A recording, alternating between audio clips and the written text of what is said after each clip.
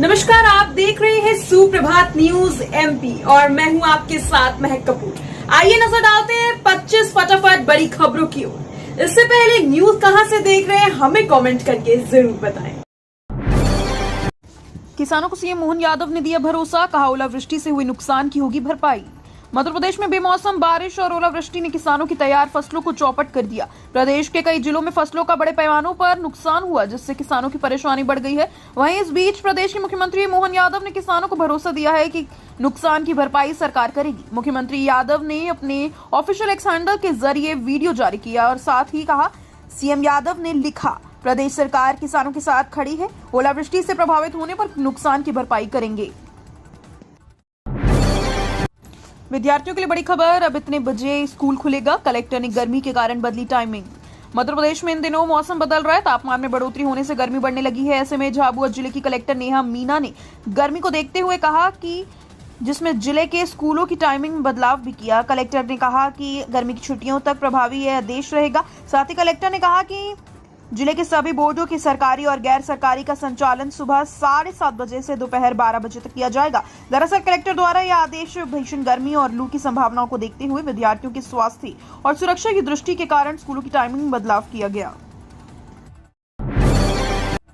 14 अप्रैल से शुरू होगा एंटी रेबीज टीकाकरण अभियान, डॉग बाइट से बचाव के संबंध में दी जाएगी जानकारी।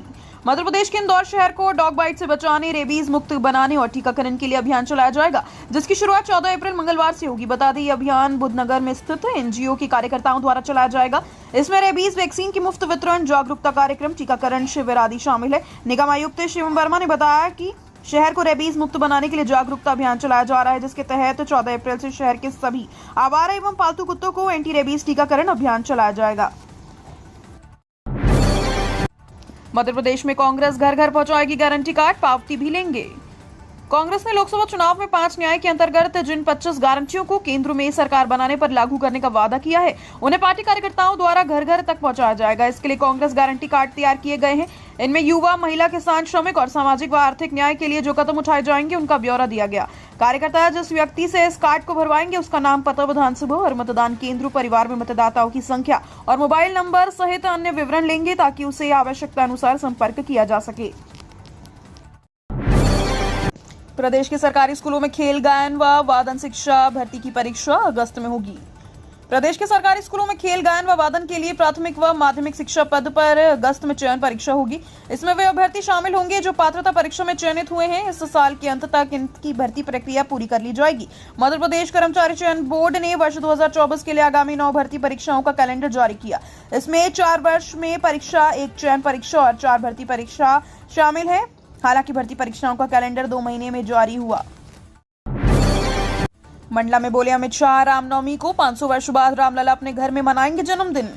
मध्य प्रदेश के आदिवासी अचल मंडला में चुनावी जनसभा को संबोधित करते हुए केंद्रीय गृह मंत्री अमित शाह ने कहा कि इस रामनवमी को 500 वर्ष बाद रामलला अपने घर में जन्मदिन मनाएंगे। उन्होंने कहा कि कांग्रेस अयोध्या में राम मंदिर के निर्माण कार्य को 55 वर्षों तक लटकाती रही, लेकिन हमारे मोदी जी रामलला को उनके घर ले आए। शाह ने आदिवासी विकास सरकारी योजनाओं से मिल रहे लाभ, विपक्षी गठबंधन की परिवारवाद की राजनीति तथा पीएम मोदी के विकसित भारत का परिकल्पना भी विषयों पर अपना भाषण केंद्रित किया। आईपीएल की तर्ज पर जून में मध्य प्रदेश लीग की दावत, 5 टीमें होंगी आमने सामने। इंडियन प्रीमियर लीग की तर्ज पर ग्वालियर के शकरपुर क्रिकेट स्टेडियम की फ्लड लाइट्स में मध्य प्रदेश लीग संध्या कप की दावत जून में मध्य प्रदेश मिलना तय हो गया है। ग्वालियर डिवीजन क्रिकेट एसोसिएशन ने मध्य प्रदेश क्रिकेट एसोसिएशन के साथ मिलकर मध्य प्रदेश क्रिकेट लीग का आयोजन करने की तैयारी कर ली है। T20 फॉर्मेट में सफेद गेंद के इस रोमांच में ग्वालियर चीता समेत 5 टीमें 10 दिन आमने सामने होंगी। सब कुछ ठीक रहा तो लीग की पहली गेंद 15 जून को फेंकना तय बताई जाएगी। जेपी नड्डा आज भरेंगे नाथ के गढ़ में हुंकार, छिंदवाड़ा और सिंधी में जनसभा में होंगे शामिल। प्रदेश के पहले चरण में मतदान वाली सीटों पर राजनीतिक दलों के नेताओं ने चुनावी प्रचार तेज कर दिया है। केंद्रीय नेताओं के लगातार दौरे हो रहे हैं। इसी क्रम में भाजपा के राष्ट्रीय अध्यक्ष आज शुक्रवार को छिंदवाड़ा और सीधी में जनसभा और स्थानीय कार्यक्रम में शामिल होंगे। नड्डा आज 12 अप्रैल को दोपहर 11 बजे सीधी के बाहर में जनसभा को संबोधित करेंगे। इसके बाद दोपहर 2:30 पर छिंदवाड़ा के दशहरा मैदान में जनसभा को संबोधित करेंगे।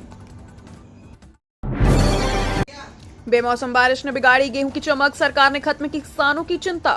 मध्य प्रदेश में लगातार हो रही बारिश ओले और आंधी से इस वर्ष किसानों को गेहूं की फसल में काफी नुकसान हुआ। जहां किसानों द्वारा अलग अलग वैरायटी का बीज बोकर गेहूं की फसल लगाई गई थी, उसमें उनको एवरेज के मुताबिक कम मात्रा में फसल की पैदावार हुई। साथ ही मौसम की मार से गेहूं की चमक भी कम हो गई। हालांकि सरकार ने किसानों को राहत देते हुए निर्देश दिया है कि बेमौसम बारिश और ओलावृष्टि के कारण जिन किसानों की गेहूं की 30% तक चमक कम हुई है, उन किसानों का गेहूं उसी रेट पर खरीदा जाए। अब ऐसे में जिन किसानों की फसल थोड़ी भी खराब हुई है, वो अपना गेहूं लेकर खरीदी केंद्रों में पहुंच रहे हैं। मध्य प्रदेश में भोपाल, विदिशा, राजगढ़ सहित 9 लोकसभा क्षेत्रों के लिए आज से होगा नामांकन। मध्य प्रदेश में तीसरे चरण के लोकसभा चुनाव के लिए आज शुक्रवार को अधिसूचना जारी होने के साथ नामांकन पत्र जमा होने लगेंगे। इस चरण में भोपाल, विदिशा, राजगढ़ समेत 9 सीटें हैं। दूसरे चरण के चुनाव में शामिल बैतूल सीट से बसपा प्रत्याशी अशोक भलावी का निधन होने के कारण अब इसे तीसरे चरण में शामिल किया गया है। यहाँ केवल बसपा के उम्मीदवार को नामांकन पत्र जमा करने का मौका मिलेगा। मुख्य निर्वाचन पदाधिकारी अनुपम राजन ने बताया कि तीसरे चरण में भोपाल, विदिशा, राजगढ़, बैतूल, मुरैना, भिंड, ग्वालियर, गुना और सागर लोकसभा सीट है। यहाँ 19 अप्रैल तक नामांकन पत्र जमा होंगे। अब गांव से होगी इंदौर के वायु प्रदूषण की तुलना। उज्जैनी गांव में लगेगा मैनुअल स्टेशन। बढ़ते वाहन निर्माण कार्य आदि के कारण शहर की जलवायु प्रदूषित होती जा रही है। मध्य प्रदेश प्रदूषण नियंत्रण बोर्ड ने इंदौर में 6 जगह पर रियल टाइम और मैनुअल मॉनिटरिंग स्टेशन लगाए हैं ताकि इन क्षेत्रों में वायु की गुणवत्ता मापी जा सके। अब बोर्ड द्वारा ग्रामीण अंचल में भी एक स्टेशन स्थापित किया जा रहा है ताकि गांव के वायु प्रदूषण का शहर के वायु प्रदूषण से तुलनात्मक अध्ययन किया जा सके। यह स्टेशन महीने भर में शुरू हो जाएगा। प्रदूषण नियंत्रण बोर्ड द्वारा इंदौर में 2 मैनुअल और 4 रियल टाइम मॉनिटरिंग स्टेशन से वायु प्रदूषण मापता है। मैनुअल स्टेशन सांवेर रोड और विजयनगर में लगे हैं। समर वेकेशन से पहले रेलवे का तोहफा। मुंबई से एमपी, यूपी के इन शहरों के लिए चलेगी स्पेशल ट्रेनें। गर्मी की छुट्टी के पहले ट्रेनों की भीड़ भाड़ से परेशान यात्रियों के लिए अच्छी खबर है। इंडियन रेलवे द्वारा यात्रियों की अतिरिक्त भीड़ को कम करने के लिए समर स्पेशल ट्रेन चलाई जा रही है। हाल ही में मुंबई से बनारस, दानापुर, प्रयागराज और गोरखपुर के बीच समर स्पेशल ट्रेन का शेड्यूल जारी कर दिया गया है। ये सभी ट्रेनें मध्य प्रदेश के खंडवा, इटारसी, पिपरिया, जबलपुर, कटनी, मेहर और सतना स्टेशन से होकर गुजरेंगी। लाडली बहनों से बोले सीएम मोहन यादव, आने वाले समय में 3000 रुपए तक राशि पहुंचाएगी हमारी सरकार। सीएम मोहन यादव ने शहडोल जिले में भर से एक बार फिर लाडली बहना योजना को लेकर कांग्रेस समेत पूरे विपक्ष को 2 टूक जवाब दे दिया। अपने इस जवाब में मुख्यमंत्री यादव ने यह साफ तौर पर कह दिया है कि ना ही लाडली बहन योजना बंद होगी और ना ही कोई भी दूसरी योजना बंद होगी। इतना ही नहीं, ये जवाब देते वक्त सीएम यादव ने लाडली बहनाओं से अपना वादा दोहराते हुए ये भी कहा कि अभी जो उनके खाते में 1250 रुपए की राशि आ रही है, हमारी सरकार धीरे धीरे उसे राशि को भी 3000 तक वादा अनुसार लेकर जाएगी। किसी भी बहन को किसी भी तरह से पैसे को लेकर कोई कमी नहीं की जाएगी। सितंबर में तैयार हो जाएगा चंबल नदी पर बन रहा सेवरघाट पुल।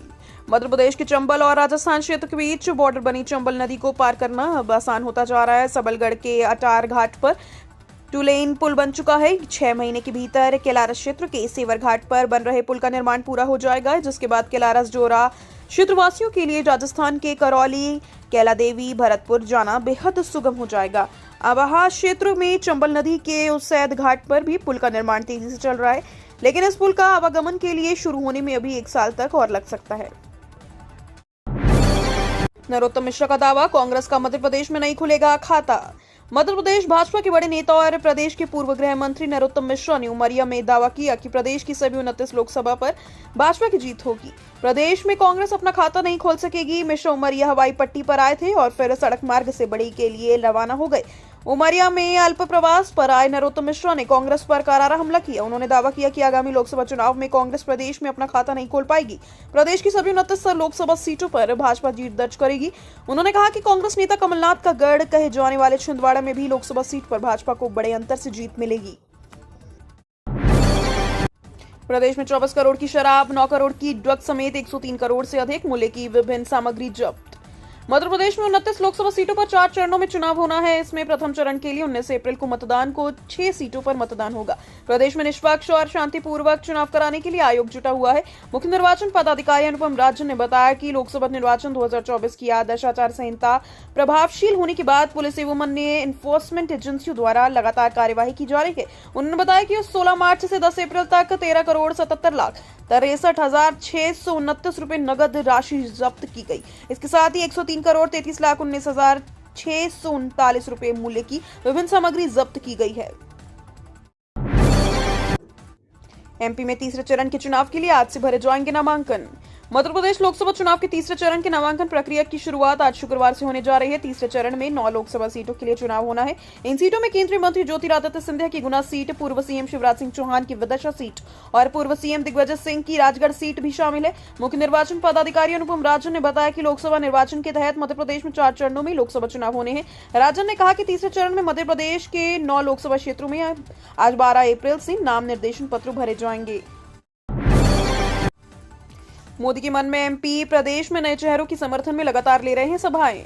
मध्य प्रदेश में पहले चरण की 6 सीटों पर प्रचार तेज हो गया है। इन सीटों पर 19 अप्रैल को मतदान होगा। भारतीय जनता पार्टी ने देश में 400 सीटें जीतने का लक्ष्य तय किया है। इसके लिए मध्य प्रदेश की सभी 29 सीटों को पार्टी ने जीतने की रणनीति तैयार की है। इसके लिए प्रधानमंत्री नरेंद्र मोदी की रैली को लेकर खास रणनीति बनाई है। पीएम मोदी पार्टी के नए चेहरे वाली सीट पर सभाएं कर रहे हैं। दरअसल पार्टी पहली बार चुनाव लड़ रहे प्रत्याशियों को लेकर कोई रिस्क नहीं लेना चाहती, इसलिए इन सीटों पर प्रधानमंत्री नरेंद्र मोदी की सभाएं रखी गई। भोजशाला में जमीन के भीतर की संरचना का पता लगाने के लिए जीपीआर का इस्तेमाल। ऐतिहासिक भोजशाला के सर्वे के 21वें दिन गुरुवार को भारतीय पुरातत्व सर्वेक्षण की टीम ने अत्याधुनिक उपकरणों को खासकर ग्राउंड पेनिट्रेटिंग रडार से भोजशाला परिसर और इसके 50 मीटर के दायरे में खुदाई के लिए चिन्हित सभी 14 स्थानों की जांच की। ग्राउंड पेनिट्रेटिंग रडार के इस्तेमाल से जमीन के भीतर की संरचना का पता लगाया जा रहा है। इस दौरान दरगाह परिसर स्थित अकलकुई का भी सर्वे किया गया। टीम इसका पिछले 4 चरणों में गहराई से आकलन कर रही है। टीम भोजशाला के पिछले हिस्सों में भी कई और सर्वे कार्य किया गया। मध्य प्रदेश खाद्य आयुक्त का सभी कलेक्टरों को निर्देश, बारिश से ना भीगे उपार्जित गेहूं अतिरिक्त ट्रक लगाकर कराएं परिवहन। प्रदेश में न्यूनतम समर्थन मूल्य पर अब तक 15 लाख मीट्रिक टन से अधिक गेहूं का उपार्जन हो चुका है। पिछले कुछ दिनों से प्रदेश के अलग अलग हिस्सों में वर्षा और ओलावृष्टि हो रही है। इससे उपार्जित गेहूं का नुकसान न हो और तुलाई में भी विलंब न हो, इसके लिए खाद्य नागरिक आपूर्ति विभाग ने सभी कलेक्टरों को गेहूं को भीगने से बचाने और सुरक्षित भंडारण कराने के निर्देश दिए। साथ ही ये भी कहा गया कि यदि आवश्यकता हो तो अतिरिक्त ट्रक लगाकर परिवहन करवाया जाए। उधर सहकारिता विभाग ने भोपाल की कोड़िया प्राथमिक कृषि सहकारी साख समिति द्वारा उपार्जित 350 क्विंटल गेहूं के भीग जाने पर समिति प्रबंधक को नोटिस जारी कर स्पष्टीकरण मांगा। खराब सड़कों से परेशान रहवासी सड़कों पर उतरे, मतदान नहीं कराने का किया ऐलान। विदिशा के नगर पालिका के अंतर्गत वार्ड क्रमांक 36 के रहवासियों ने गुरुवार को लोकसभा चुनाव में मतदान का बहिष्कार किया। इस संबंध में उन्होंने वार्ड के विभिन्न जगहों पर बैनर पोस्टर भी चिपका किए।